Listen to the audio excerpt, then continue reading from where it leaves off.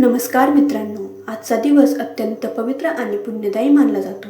कारण आज 13 जुलै 2026 सोमवार म्हणजे सोमवती आषाढ अमावस्या आहे. जेव्हा अमावस्या सोमवार येते तेव्हा तिला सोमवती अमावस्या असे म्हणतात. हिंदू धर्मात या दिवसाचे विशेष महत्त्व सांगितले गेले आहे. या दिवशी स्नान, दान, जप, पूजा आणि पितरांचे स्मरण केल्याने विशेष पुण्य लाभते अशी श्रद्धा आहे.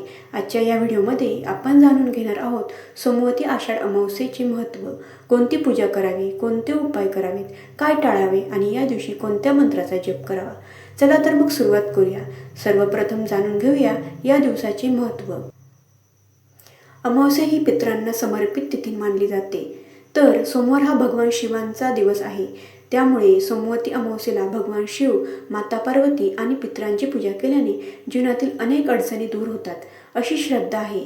या दिवशी केलेले दान, जप आणि सेवा अनेक पटींनी फळ देते असे धर्मग्रंथात सांगितले जाते. या दिवशी सकाळी लवकर उठून स्नान करावे. शक्य असल्यास पवित्र नदीत स्नान करावे. तसे शक्य नसेल तर घरी स्नानाच्या पाण्यात थोडे गंगाजल मिसळून स्नान करावे. त्यानंतर स्वच्छ वस्त्रे परिधान करून देवघरात दीप लावावा. भगवान शिवांना जल, दूध, बेलपत्र, धतुरा आणि पांढरी फुले अर्पण करावीत. त्याचप्रमाणे ओम नमः शिवाय या मंत्राचा किमान 108 वेळा जप करावा. स्वामी समर्थ भक्तांनी श्री स्वामी समर्थ या नामाचा जप केला तरी चालेल. या दिवशी पिंपळाच्या वृक्षाचे विशेष महत्त्व आहे. पिंपळाच्या झाडाला जल अर्पण करून 7 किंवा 108 प्रदक्षिणा घालण्याची प्रथा आहे. प्रदक्षिणा घालताना भगवान विष्णू आणि शिवनामाचा जप करावा. आषाढ अमावस्येला पितरांचे स्मरण करणेही अत्यंत महत्त्वाचे मानले जाते.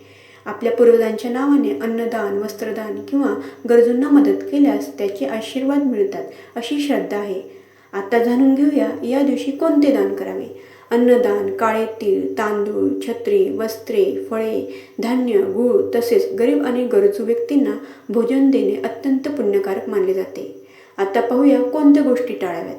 या दिवशी कोणाचाही अपमान करू नये. खोटे बोलणे, वाद घालणे, राग धरणे आणि गरजूंना नकार देणे टाळावे. शक्यतो सात्विक आहार घ्यावा. मद्य, मांसाहार, तामसिक पदार्थ टाळावेत. मोठ्यांचा आदर करावा आणि आई वडिलांचे आशीर्वाद घ्यावे. ज्यांच्या जीवनात आर्थिक अडचणी आहेत त्यांनी संध्याकाळी तिळाच्या तेलाचा दिवा लावून भगवान शिवांची प्रार्थना करावी.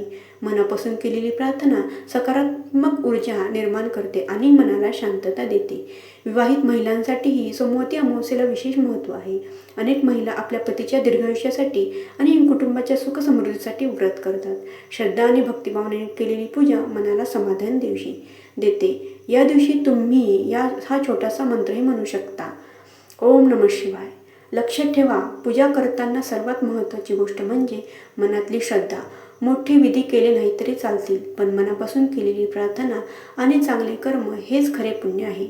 मित्रांनो, आजच्या दिवशी सोमवती आषाढ अमावस्येच्या दिवशी आपण सर्वांनी भगवान शिव, माता पार्वती आणि आपल्या पितरांचे स्मरण करून त्यांचा आशीर्वाद घ्यावा. शक्य असेल तेवढे दान करावे, सेवा आणि नामस्मरण करावे. जर तुम्हाला ही माहिती उपयुक्त वाटली असेल तर व्हिडिओला लाईक करा, आपल्या मित्रपरिवारांसोबत शेअर करा आणि अशाच भक्तिमय आणि माहितीपूर्ण व्हिडिओसाठी आपल्या चॅनलला नक्की सबस्क्राईब करा. हर हर महादेव. श्री स्वामी